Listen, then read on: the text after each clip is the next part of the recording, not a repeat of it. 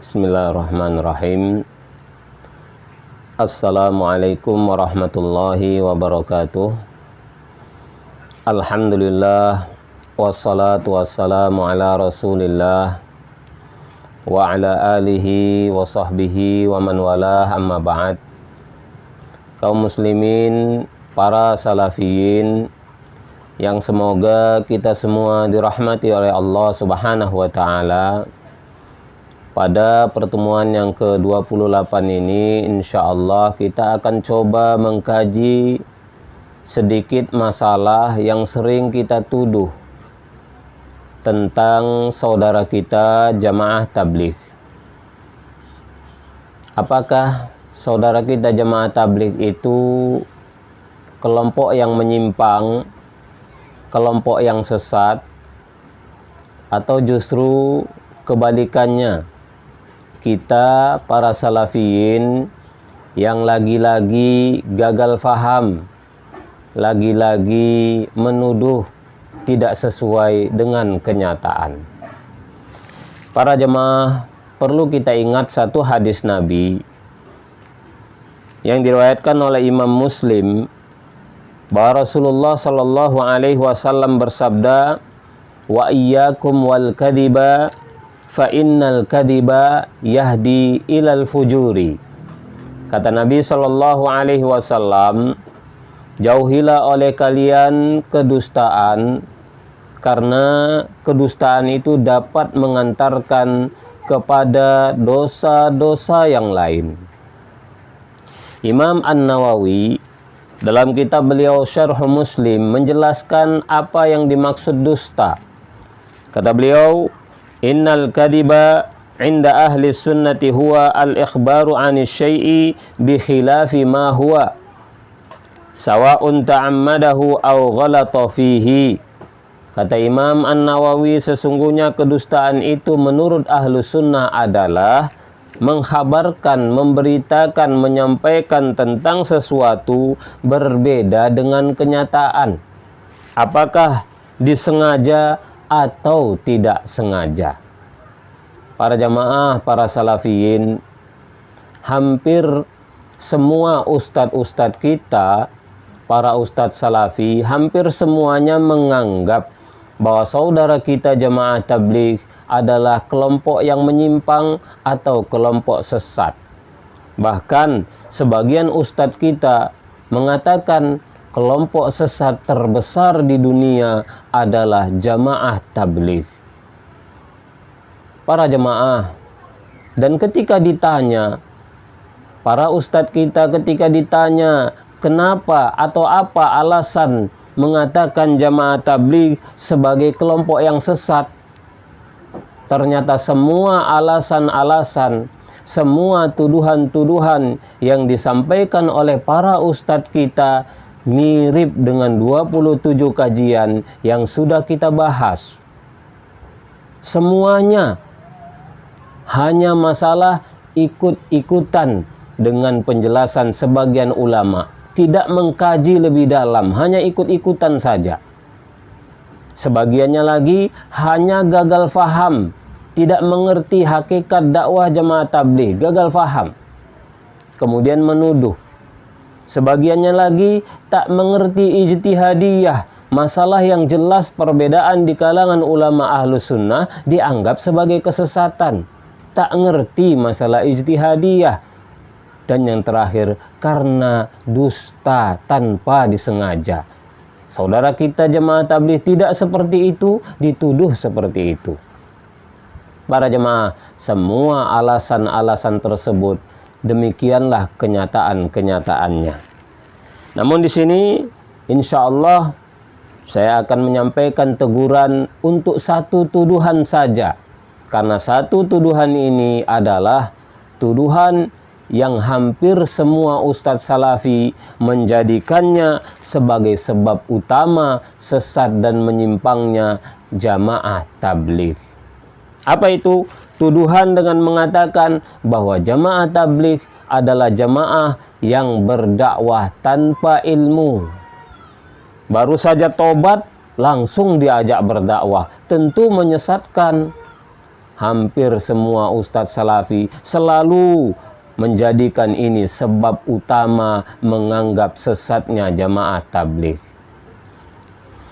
Para ustadz, para salafiyin yang semoga kita dirahmati oleh Allah, kalaulah kita mau jujur dalam beragama, mau jujur dalam berbicara, mau jujur dalam menuduh, justru para ustadz, tuduhan tadi menunjukkan ustadz kita lah yang sebenarnya berbicara tanpa ilmu. Karena apa? Karena tidak mengerti hakikat dakwah jamaah tabligh.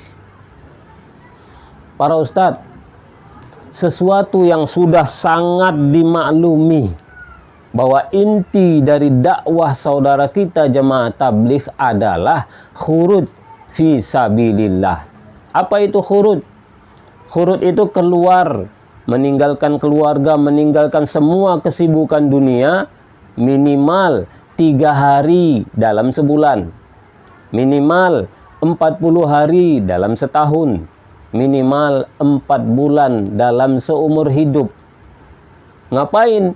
Menuju masjid-masjid Allah, kemudian tinggal menetap beberapa hari di masjid tersebut untuk menguatkan iman, menyemangatkan beramal soleh, mendengarkan bayan. Bayan itu adalah ceramah-ceramah tentang iman dan amal soleh. Lalu setelah itu keluar mengajak masyarakat yang di sekitar masjid, bahkan mengajak orang-orang yang sedang maksiat dengan cara lemah lembut agar juga mau ke masjid. Para ustadz, dan yang menyampaikan bayan ceramah tadi hanya satu orang, hanya orang yang sudah lama di jamaah tabligh atau hanya orang yang sudah sering mendengarkan ceramah-ceramah itu. Artinya dia menyampaikan bayan dan ceramah iman amal soleh tadi masalah yang sudah sering dia dengar, sudah punya ilmunya para ustadz, sudah sering membacanya. Oleh karena itu hampir setiap ceramah jamaah tabligh hampir semuanya seperti mengulang-ulang saja agar iman jadi kuat, semangat beramal soleh. Adapun yang baru taubat, mantan preman, pelaku maksiat, yang baru taubat itu tidak ceramah sama sekali ustadz. Mereka tidak berceramah seperti antum. Mereka hanya ikut mendengarkan ceramah agar imannya jadi kuat. Atau mereka hanya ikut mengajak masyarakat di sekitar masjid, mengajak orang-orang yang lagi maksiat mau ke masjid, sesuai seperti apa yang sudah pernah dia alami. Dia mau ke masjid karena hasil ajakan jamaah tabligh sebelumnya, itu dia ulang, dia sampaikan pula kepada umat Islam di sekitaran masjid. Itu namanya dakwah dengan ilmu ustaz. Yang baru taubat itu nggak ceramah, mereka hanya mengajak sesuai pengalaman yang dia tahu, dan itu justru dakwah Nabi dan dakwah sahabat. Para ustaz, para sahabat itu sangat sering baru saja masuk Islam, hitungan menit baru masuk Islam, langsung mengajak keluarganya masuk Islam. Baru hitungan menit masuk Islam, langsung mengajak masyarakatnya masuk Islam. Yang dia sudah tahu tentang la ilaha illallah, itu saja yang dia ajak. Apa berani antum menuduh ustadz para sahabat itu dakwah dengan kebodohan karena baru taubat langsung berdakwah? Memalukan sekali ustadz. Itu bukan berdakwah tanpa ilmu. Berdakwah tanpa ilmu itu menyampaikan sesuatu yang kita tidak tahu. Tapi kalau menyampaikan yang kita sudah tahu walau sedikit, itu namanya dakwah dengan ilmu. Mengajak orang ke masjid. Dia mau ke masjid karena diajak, lalu mengajak orang lain seperti itu juga, namanya dakwah dengan ilmu. Sudah sering mendengarkan bayan ceramah, sudah sering membaca fadilah amal, lalu disampaikan, itu namanya dakwah dengan ilmu ustaz. Kalau masalah ada beberapa kesalahan di ceramah-ceramah saudara kita jamaah tabligh, itu satu hal yang biasa. Jangankan saudara kita jamaah tabligh, ustadz-ustadz salafi yang gelarnya sudah LC, MA, bahkan doktor, sangat sering salah ustadz. Padahal gelar pendidikannya luar biasa. Apalagi saudara kita jamaah tabligh yang tidak punya gelar-gelar itu. Wajar ada kesalahan, antum saja sering salah. Namun kesalahan itu bukan berarti dakwah dengan kebodohan. Begitu juga kalau ada penyampaiannya tak sesuai dengan pendapat kita salafi, bukan berarti dakwah tanpa ilmu. Itu namanya perbedaan pendapat. Maka para ustadz, para jemaah sekalian, tambahlah ilmu kita, berhentilah menyalah-nyalahkan orang, berhentilah menyesatkan, karena nanti kita jatuh dalam kedustaan. Kalau sudah dusta, kata Nabi, yahdi ilal fujur. Kedustaan tuduhan tadi akan menyebabkan kamu akan melakukan dosa-dosa lain, kedustaan lain. Seperti para ustadz, para jemaah, sebagian ustadz kita, ustadz salafi, mengatakan dakwah ke rumah-rumah, mengetuk pintu, dakwah mengajak orang ke masjid. Sebagian ustadz kita, ustadz besar, mengatakan itu dakwahnya pendeta dan pastor. La ilaha illallah.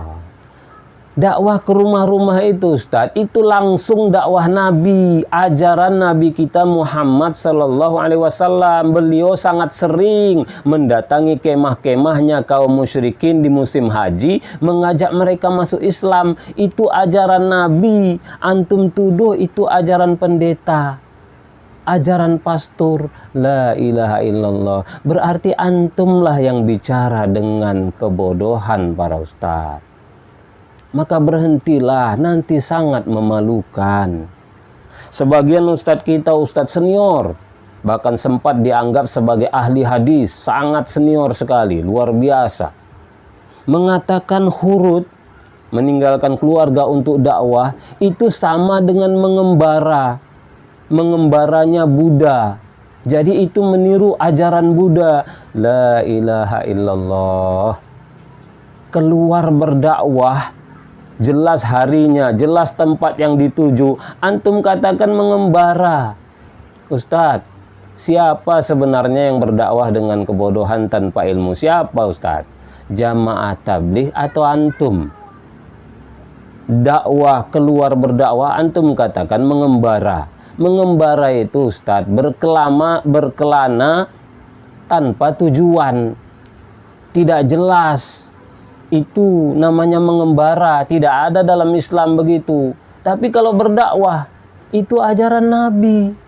Dan para ustadz salafi sangat sering safari dakwah. Apa semua mereka itu seperti Buddha ustadz? Para ustadz salafi yang safari dakwah itu, kok keluar untuk dakwah antum katakan mengembara? Tidak ada pengembaraan di dalam Islam. Lah antum ustadz besar, ustadz senior di salafi, berbicara tanpa ilmu, berbicara dengan kebodohan. Lalu malah menuduh saudara kita jamaah tabligh dakwah tanpa ilmu. Maka berhentilah. Berhentilah menyalahkan, apalagi sampai dusta. Nanti akan terus antum melakukan kedustaan, kesalahan-kesalahan yang memalukan. Para jemaah, padahal Syekh Al-Utsaimin dalam kumpulan fatwa beliau Liqa Al-Babil Maftuh, beliau pernah ditanya berulang kali. Syekh Al-Utsaimin ditanya tentang jamaah tabligh dan beliau memuji. Di antaranya beliau ditanya tentang khurut jamaah tabligh 3 hari dan seterusnya. Apa kata Syekh Al-Utsaimin dalam fatwa beliau Liqa Al-Babil Maftuh? Kata beliau, ammal masyu fi da'watin nasi fahada nabiyyuka sallallahu alaihi wasallam kana fi ayyami mausimil haji yaduru 'alan nasi fi manazilihim wa yad'uuhum. Adapun berjalan keluar mendakwahi manusia, maka ini adalah nabimu. ajaran Nabimu Muhammad SAW, di mana beliau di hari-hari musim haji berkeliling menemui manusia di tempat-tempat tinggal mereka dan mendakwahi mereka. Jadi berkeliling jauhlah, mendatangi rumah-rumah, mendakwahi orang. Itu ajaran Nabi Muhammad sallallahu alaihi wasallam. Antum katakan ajaran Buddha, la ilaha illallah, memalukan sekali Ustadz. Antum katakan ajaran pendeta dan pastor, la ilaha illallah, memalukan sekali para ustadz, memalukan dan menyedihkan sekali. Gelar antum hebat, berbicara dengan kebodohan.